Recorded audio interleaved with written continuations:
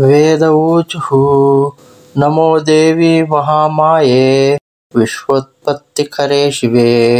निर्गुणे सर्वभूतेषि मातः शङ्करकामदे त्वं भूमिः सर्वभूतानां प्राणः प्रणवतां तदा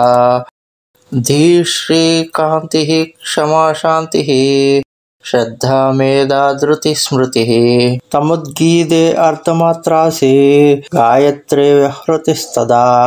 जया च विजया दात्री लज्जा कीर्तिः स्पृहा दया त्वां संस्तुमं भुवनत्रयसंविधाना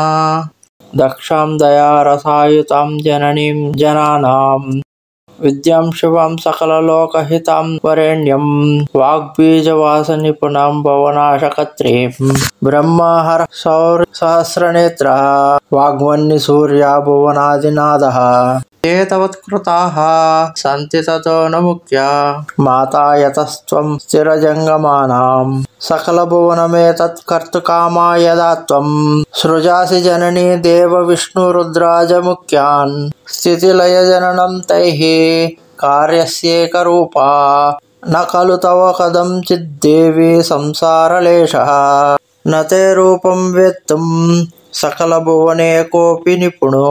न नाम्नां संख्यां ते कथितुमिह योग्योऽस्ति पुरुषः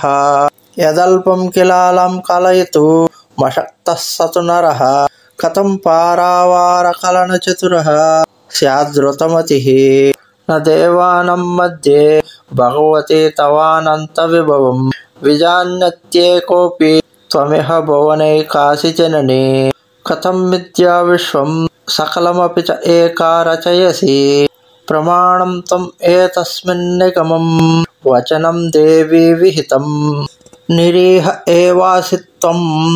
निखिलजगतं कारणमहो चरित्रं ते चित्रं भगवती मनो नो व्यद्यते